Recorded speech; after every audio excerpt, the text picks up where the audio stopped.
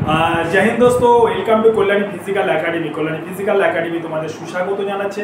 একজন জানতে চেয়েছে স্যার আমার হাইট সেন্ট্রাল প্যারামেট্রির যে হাইটটা দরকার 170 সেন্টিমিটার অর্থাৎ 5 ফুট 7 ইঞ্চি, সেই হাইটটা আমার আছে, কিন্তু হাইটটা একদম অ্যাকুরেট 5 ফুট 7 ইঞ্চি। সুতরাং এখানে দাঁড়িয়ে কি আমি চাকরি পেতে পারি? জিনিসটা খুবই টাফ বিষয়, কারণ সেটা হচ্ছে 170 সেন্টিমিটার যে যারা টায়ে আছো তোমরা কিন্তু রিক্সের ঘড়িতে থাকো।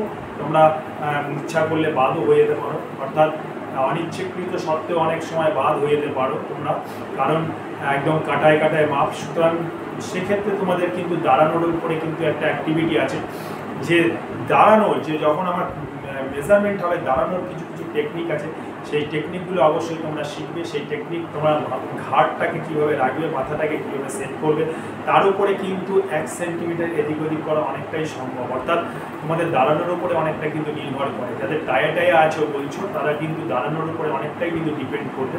সুতরাং ঘাবড়ানোর কিছু নেই। যাদের 170 সেন্টিমিটার টায়ে আছো তোমরা দাঁড়ানোর টেকনিকগুলোকে শেখো, টেকনিকের পদ্ধতিগুলোকে শেখো। দেখবে আশা করি তোমাদের সেই সময়টা ভয়ের ওভারকাম করে ঠিক তোমরা 170 সেন্টিমিটার কিন্তু তোমরা ঢুকে গেছো এবং তোমরা মেজারমেন্টে ফিট হয়ে গেছো।